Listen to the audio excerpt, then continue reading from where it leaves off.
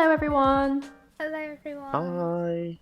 Hi and welcome back to Chit Chat East West. This is the 5th episode. Yay. As promised, this is going to be an English episode, you can't tell already. Yay. If you haven't listened to our podcast before, I'm Janice. I have a Twitter account called Sailor Janitor.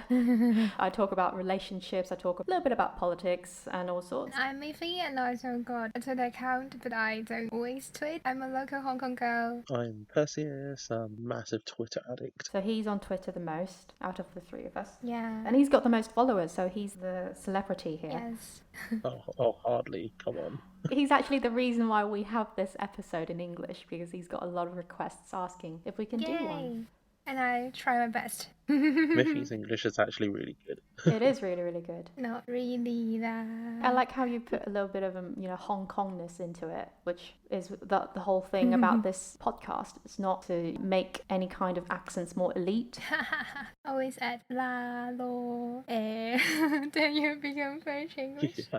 Okay la. And that's really cute, isn't it? Thank you for everybody who continues to support us, to listen to us. It's our 5th episode. It's not too long, but to us it's been very, very long because during the whole process, we don't have anybody else to help us. It's just the three of us doing everything on our own. Yeah. Promotions, editing, recording, tech stuff. We've got some difficulties earlier, right? Don't. But I have to say, Janice and Miffy actually do most of the work. You help us promote a lot, which every time you tweet a little bit and we've got like 10 more subscribers. Yeah. Thanks, Perseus.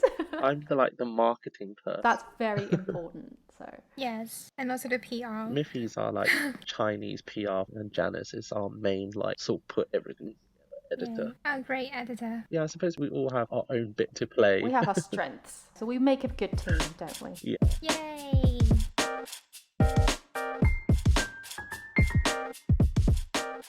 What have you been up to this week? Not watching Mulan. Not watching Mulan. I've read threads on that and it's quite interesting. So there's one thread in English that's really, really funny. That person who tweeted, she's probably an expert in ancient Chinese fashion and makeup and all sorts of kind of things. And she was commenting on how they have successfully put all the worst elements of the makeup on, even though it's accurate. How can you make it so ugly? I can't imagine. And then, so that was the best part of the tweet, the thread, and it was wonderful. I've seen some people question waving on her sword and seal, the jade seal they had, and they don't even use your or Bronze Age calligraphy or style of writing, and we're all like, oh dear. Because you're a Chinese calligraphy professional, can you tell us? Oh please, hardly professional. Can you please tell us the equivalent of that font in English? Is it like a Comic Sans? Yeah. So I think what they had on the sword is maybe it's like a Comic Sans when they should be using something more traditional. Times New Roman. I can link you, our listeners, in the description below. At the same time, I remember while you're talking about that, fonts and stuff, I remember the 1998 animation version. Even though the Chinese writing, I don't think they're accurate. I think they're just putting a random character that looks like Chinese on. But at least that font, at least that kind of calligraphy looks like ancient Chinese characters, which is not a modern version. Back then, they would put all the effort into all the research and stuff. And, we're going backwards in 2020. Gosh. Which is sad. They've put so much money onto it. In 2020, you put more money on it, but the result is much worse than the 1998 one. And then how they want to put the market in the Western culture where they don't really know the Chinese culture, and they keep saying, this Mulan, she's a witch, she's got ancient, powerful, dark powers. In the actual animation back then, or even on the poem, it actually just states that she's just a hard-working girl. She's just a determined person who's patriotic, who loves her country, loves her family. Nothing with the magic. She's just an everyday person that could be you or any other girl, really. Why do we have to put superpowers onto? Yes, I don't think they should make it No, but isn't the witch the bad guy? Sorry, Gongli, I thought Mulan was sorry, I was no, I haven't even watched it, so I can't even comment. I read the thread, that's why I know. I haven't watched it either. Don't want to bother doing that. I heard that, now that they want to open the slightest possible way to get some more revenue back in the Chinese market, but even that is not a success, I heard. Yeah. Oh no, So I just read an article in Global Times, one of China's media companies, so we know, it's reliable. They literally put out an article which calls the film a failure in China. That's what you get when you get 4 white people in the writing room. The production team is white. It's a whole misunderstanding of Chinese culture. It similarly just turned film into something like Chinese Harry Potter. I don't think that's good. Yeah, I know, yeah, just turning it into something mystical. If it's not kung fu, it must be some kind of dark magic, because the oriental mystery, magical powers we don't know of when it's ancient times, it definitely has something to do with it. And if they take out the dragon, of course, there's not much they can do. I really want that dragon, actually. And the songs. Oh, speaking of songs, can we do a little self-promo? Has anyone heard my version of the song? That's good. I really love it. I love this way better. Thank you. Oh, hang on. Are you talking about that version, the controversial version? Me and another very talented lyric writer, I don't know if you want me to quote their name, but CC Lemon, if you want to search them up. We wrote a parody version of the Mulan hit song Reflection. Yeah, And that's how Perseus and I came to know each other. Oh yeah, because I Yes. laughed at the song. Yeah, he loved the song so much that he wrote another song for me and he wanted me to sing it, but we haven't had the time to do that yet. Miffy, come on, what sort of online stuff have you found this week? This week, actually, not much. I think it's rather peace, maybe. When we feel really sad about one thing and when you feel like you can do nothing about it, just learn something new. Oh, so you've been learning stuff? Yes, I've been learning things because there are sad things happening, and if we want to make some changes, we have to equip ourselves with more energy, more power. So I'm learning something I don't really understand, like Excel. I know it's stupid, but I really don't understand how to use Excel. That's so difficult for me. But you're not the only one, so it's fine. The Yeah. only thing I can really use in like Microsoft Office is like Word. What? I was like, oh my god, what's that? And those computer languages? No, gosh, that's horrible. Just wait till you get to like Microsoft Access as well. Yes. Oh, wow, what is that? It's like a database thing. I don't even understand it though. Oh dear. Yeah, like, and all those functions you have to type in, and I was like, oh my god, what's that? So I just keep myself learning those horrible things. I think it's a really positive attitude. Knowledge is power and you're on upgrading yourself. Yeah. Yeah, and I think that's everyone should do because we are the future. Yes, you are. Well, I think you might be Miss Forever 15. Janice and I are past that stage already. Yeah, we can retire anytime if we want to. When I was in kindergarten, and I told my grandma that I want to be you.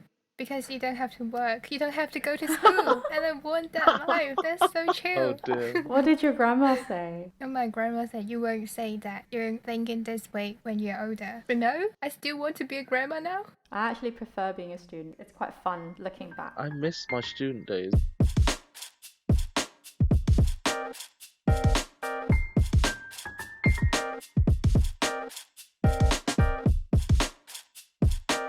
Right, Miffy teased us all last week saying there might be a guest, and I think we do, don't we, Miffy? We've got Nolan with us. Nolan is Janice's other half. Hello, everyone. Excited to be on. We'll see how the questions go and whether or not I can clear up any differences in culture, whether or not I just come across as very naive with the world, but we shall see. No, I'm the naive one. Oh, don't worry. We're not going to like start cross-examining you. Good to know. Good to know. Yeah. Do you want to tell us a bit about us then? How long have we been dating? Ooh, okay, so here's where I've got to get the facts right, haven't I? So we started dating officially on January 5th, so getting on to almost 3 years ago. Wow. So we met at a new startup company, and yeah, I'd say that we clicked from the first moment we met. So it took a few months to become official. We were seeing each other before that, if you don't remember what that term is. We don't have that concept in Hong Kong, by the way. That's why I had to clear it up. Yeah. If you don't know what is seeing each other, go to EP1. We'll link that below. Can you also explain to Nolan what the difference between seeing each other in Hong Kong and dating is in Hong Kong? Why we don't have that in Hong Kong? In Hong Kong, in the stage, if I really interested in someone, they won't kiss or they won't hand in hand go out with each other. Maybe they just through WhatsApp or some more communication, but not that much body touch. But in the Westerns, the seeing each other stage, you can just like date and kiss or whatever, but that won't happen in Hong So Kong. once you kiss someone, they're your girlfriend already. So be careful when you go to Hong Kong next. Yeah. Okay.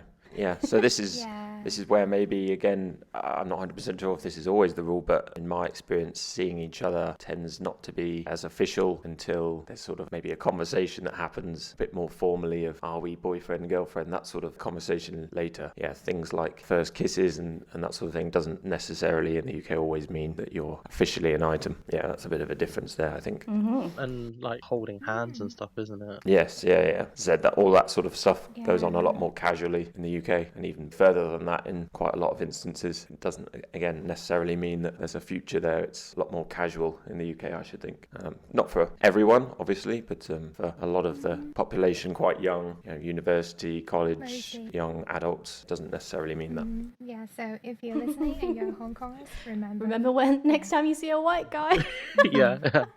When they hold your hand, it's not necessarily That doesn't exclusive. mean anything. Don't think too much. It might to that guy.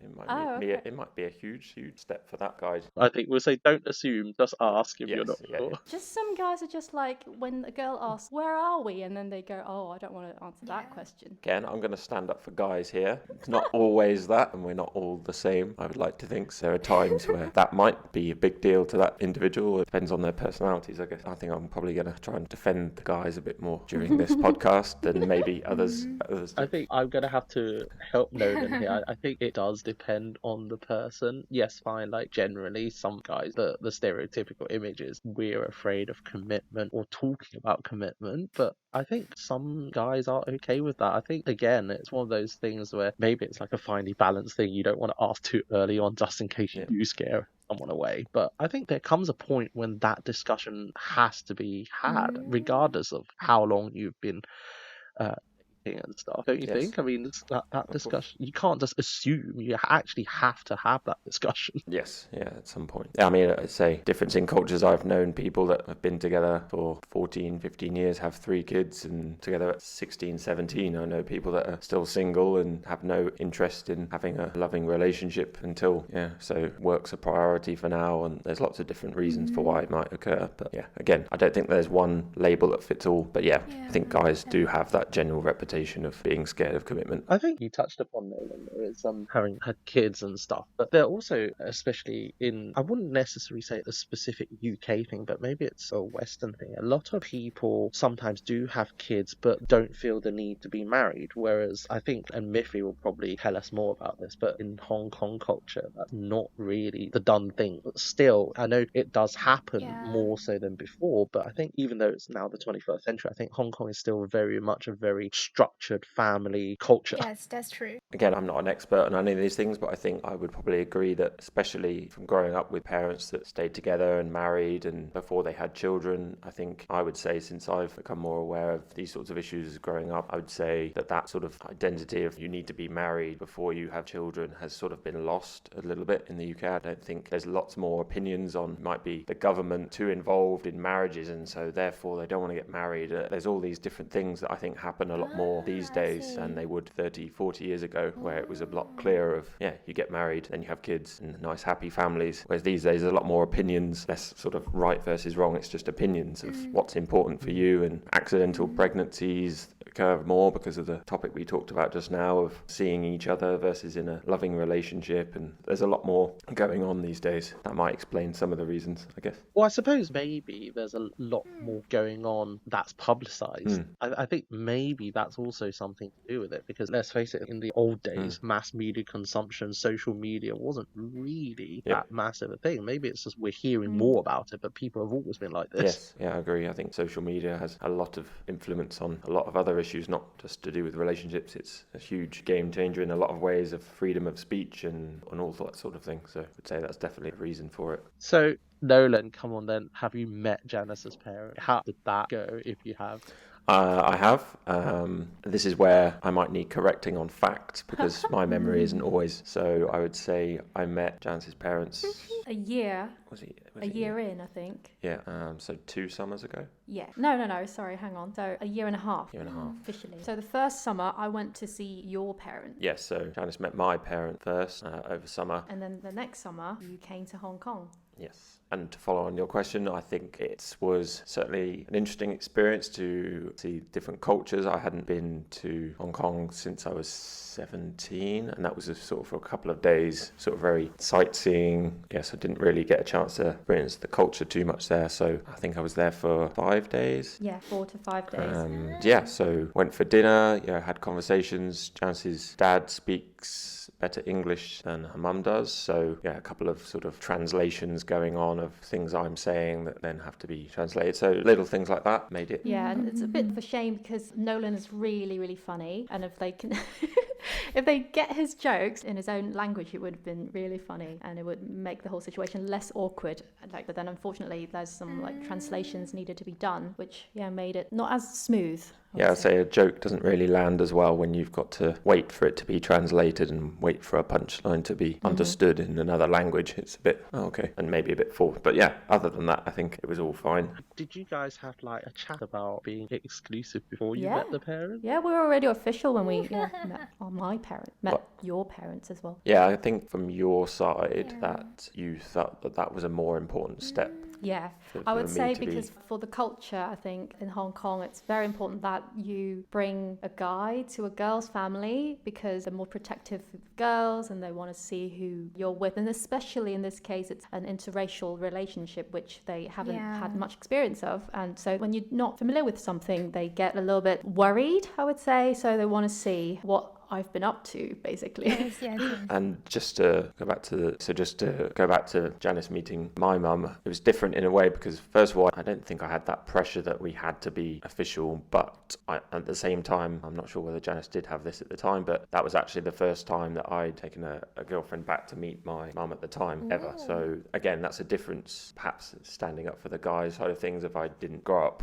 taking every monthly girlfriend or whatever at that time back because I didn't think that was a step yet. So it sort of contradicts itself a little bit there that I didn't feel the pressure that I needed to be official with Janice, but at the same time I did think that it was a quite important step for me and hopefully Janice saw that as well, that it was something that I'd never done before and that hopefully showed how important she was and it wasn't just a casual thing to do to tick a box. So.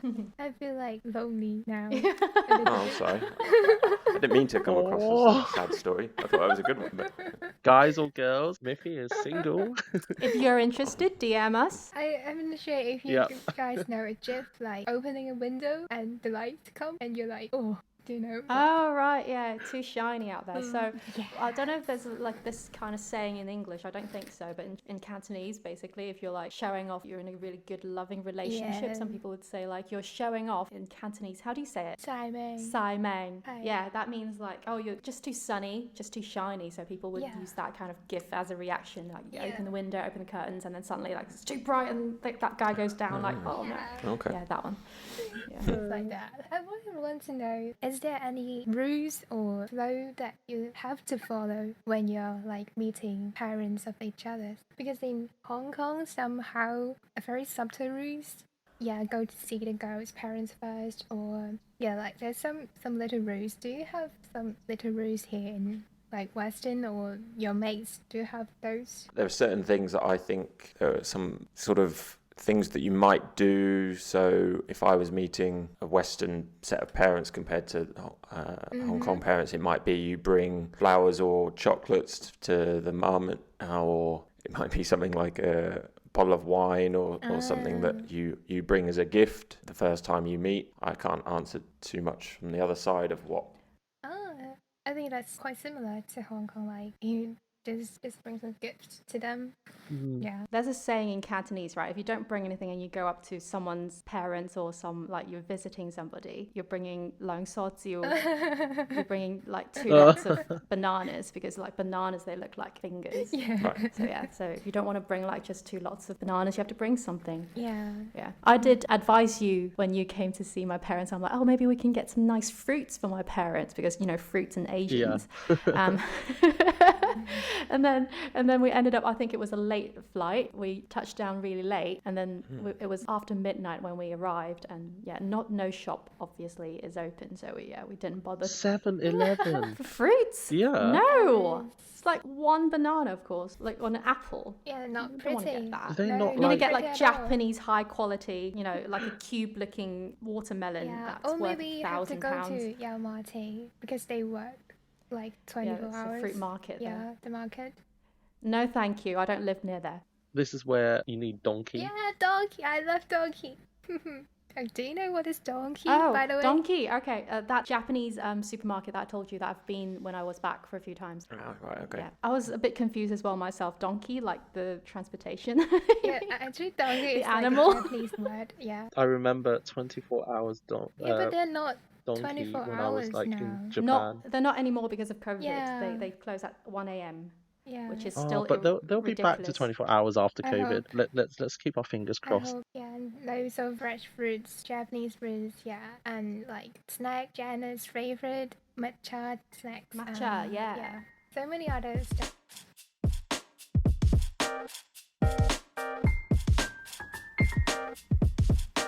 And this might sound really personal, but I'm going to ask because obviously it's just a done thing to do. We talked about not necessarily marrying and stuff, but what about you guys in terms of Nolan and Janice? What are your thoughts? Hope I'm not actually going to cause a breakup here.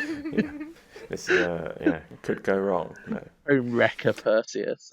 So in terms of have we thought about getting married or how I've thought about getting married, of course, I think my upbringing has always been family orientated, always looking for perfect girl and family and that sort of thing. So it's always been on my mind. I think I found that person after years and years of searching.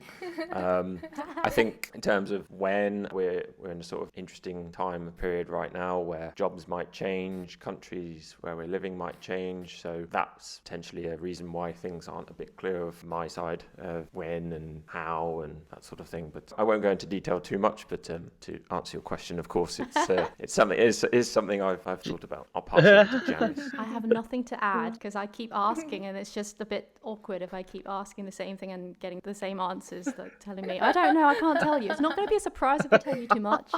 Do you guys think like there's a certain Yeah. age where Or it's like considered what stage of right your to marry, life? or do you think it doesn't matter? My personal opinion is I think that I don't particularly think it matters apart from if you're extremely young. I think that might be a time where I'd say I've heard stories of like 17-year-olds and maybe that's a bit soon. But apart from that, if that's what they've chosen to do, I'm not going to be against that if that's their decision they made and it follows the laws that are in place. But for me, that's a bit too young. But apart from that, I don't think that there's a time that's better than others as long as it's a good time personally, professionally, it's not added stress and whatever other reasons there might be of financially or you're worried about things and then you're spending a lot on weddings and that might cause more stress and fracture to the relationship at a time where it's not great. Those sorts of things are maybe what I think of there's a good time or a perfect time to get married. But a couple wants to get married when they're 60 because they lived their whole lives not wanting to do that, but they've finally decided it's a good time, then fine. If they've got married when they're 20, that's fine as well. That's obviously my opinion. I don't think it's a culture thing. I don't think it's a Western. There's a right answer for that. But But you mentioned something that I want to follow up on, the cost of a wedding. Now Hong Kong Chinese weddings are, I would say, like from my perspective, it's traditionally thought of as probably more expensive and more extravagant than a Western wedding and reception. I think I was invited to, but I didn't go because I knew that it was just a too upscale hotel and I have to give out money to them. Yes, So it's something called yanting in Chinese. Yes. In English, I don't know, like you give out gifts, right, when you go to weddings, but in Hong Kong you get like something like red packets to people in cash. Yeah. So, and how much cash do you give it to them? Depending on the venue, depending on how many people are there, but there's like a set standard price. But recently the price is going higher, and then there's some really interesting cases in Hong Kong that the bride usually asks for a certain amount of money, which is over budget for most people. For example, it's like £120. If you can't give me that much, don't come. That's written in the invitation. Are you serious? I am. Yes, that's true. That's true. Wow. Oh, wow. Yeah. And I've been invited to one. I didn't go because I said earlier, the venue looked just really, really too much for me. And later on, the photos came out. It's just like a fairy tale wedding. I'm sure the bride's really, really happy, but I don't know how much that cost her. I don't know what the groom made, how much he made or what he does. But yeah, it's just like she's got a fake unicorn she rode on. It looks like a circus. And all sorts. And I think she's changed outfit 5 times over that evening. Oh, Jesus. So yeah, me personally, I'm in no way an expert on weddings whatsoever. I think I had a chance to experience a wedding for a friend of mine, but unfortunately I was working in China. So he was a British guy and married a Chinese girl, and they had 2 weddings. So they had one in the UK and one in China. While I was working in China, they had the UK wedding, and then I came back finishing the job, and then they had the Chinese one. So I wasn't able to make either. But that would have been a clear way of seeing the differences in culture for weddings and stuff that's talked about for red packets versus gifts, and how big the UK wedding is versus the Chinese wedding, and how many people attend and so on. A lot of it obviously can be preferences. You might be the couple wants a smaller wedding. It's not always a rule that says you have to have 100 guests or anything like that. You can have a courthouse, go and just sign some papers. If you don't want a big fancy wedding with 200 people and pay for their dinner and a reception after, you can just go and do it like a law office if that's that choice. Janice, please suggest that to your parents and see what they say. I'm on board with all of that, simplicity and everything. I've told my parents what my preference is. What are their response, though? My dad is all, oh no, I want to invite all my friends. I'm like, I don't even know your friends. That's so embarrassing. Yeah, like there's always some, because like in Hong Kong, marriage is not like between only the couples but also 2 families, and there are always arguments between them, like one want a very big party or one just want a very simple. Or now there used to be a trend like traveling, like you don't make any party, you just Destination wedding. Yeah, but now, of course, the COVID situation, you can't do that now. But actually, there are more like different types of ways to celebrate your marriage. But I think rather in Hong Kong, like most of the people, they have stress on marriage. Because what I have listened from you is like in Western, you guys don't really have the idea that at the marriage it's too late to have a marriage, or there's no age limitation. But now in Hong Kong, like if you're a girl and if you're like over 30, then your parents like urge you to like, when are you going to meet a boy, or when are you going to like marriage or something. Your parents will keep asking you something like that, and that's, I think, it's quite annoying and very stressful for most It's not of the only Hong girls. Kongers. I keep getting asked that too. So yeah, it's an Asian thing, isn't it? Yeah.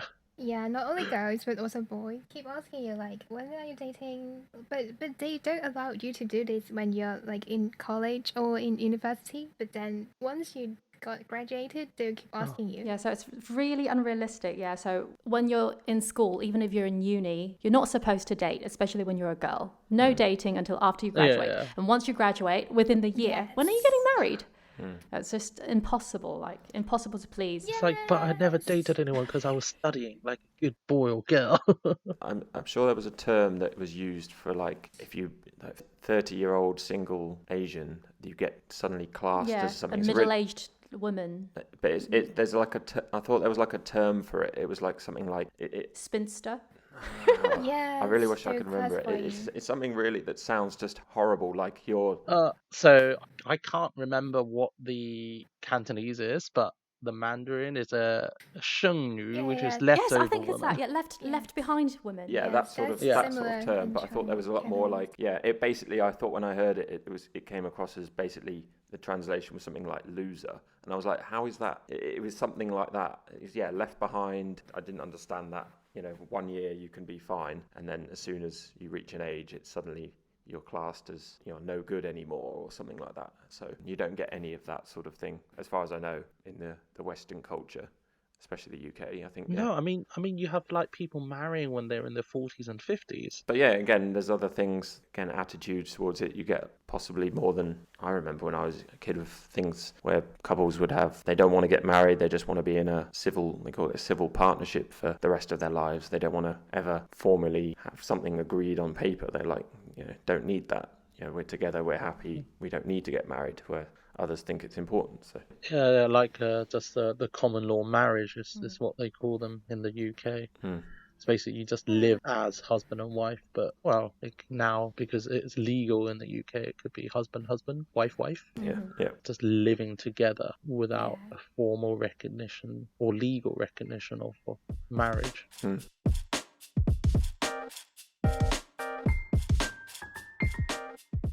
So today we've discussed so many issues about relationships. So thank you, our special guest. Thank Nolan. you. Yay, thank you. Thank you for having me. I hope I've provided some insight, possibly not always factually accurate, but hopefully it gives possibly more of an indication that there are different insights and ideas. It's not always but stereotypical. It's not, exactly. I think that's the point. I would like to. It's not always the same for everyone. It's not British guys do this and French guys do this. It's Western, obviously. So hopefully that point came across and helpful in some way. To be honest, I think Miffy and I were just asking questions to satisfy our own curiosity about you guys as well. Yes, actually, it's just only my curiosity to satisfy myself. Yeah. So hopefully I didn't come across as an alien in terms of how I think and compared to how you think, but good to have different perspectives. Yeah, just for you guys to just a very general idea. Everyone is special, everyone has their own thoughts, so not really exactly like this.